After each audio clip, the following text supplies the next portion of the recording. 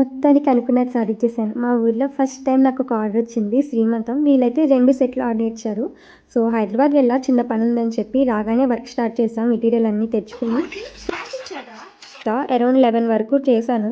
మళ్ళీ మార్నింగ్ లేచి మళ్ళీ కొత్త మొహంతోటే వర్క్ అయితే స్టార్ట్ చేశాను. యాక్చువల్‌గా కరెంట్ ఉండట్లేదు డే.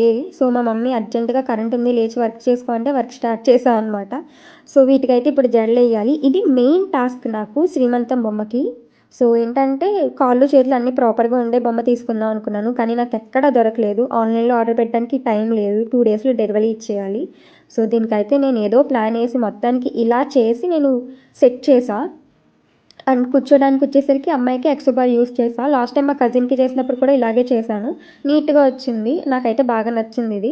సో, అమ్మాయికి జడ కూడా వేసేసాను. కొంచెం జడ పెద్దది పెట్టాను. అండ్ ఆర్నమెంట్స్ అవి కూడా పెట్టేశాను. సో, మా ట్యూషన్ పిల్లలు వచ్చారనమాట. మా డాడీ ట్యూషన్‌లో పిల్లలు.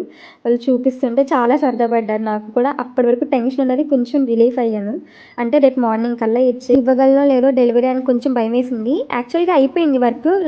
కొంచెం వర్కే ఉంది. బట్ ఏంటంటే కొంచెం టెన్షన్ అనిపించిందనమాట. లాస్ట్ ప్లేట్స్ అవన్నీ అరేంజ్ చేయడం అదంతా ఉంది. నాకేమో ఓపిక అయిపోయింది first of all. Non stop 2 days నుంచి చేస్తానే ఉన్నాను. సో, అంతా గజిబిజిగా అయిపోయిందనమాట లాస్ట్ మూమెంట్‌లో. మొత్తానికి ఫైనల్‌గా అయితే ఇలా వచ్చింది. అండ్ చాలా నీట్‌గా వచ్చింది. నేను ఫుల్ సాటిస్ఫైడ్ మెయిన్ బొమ్మకి.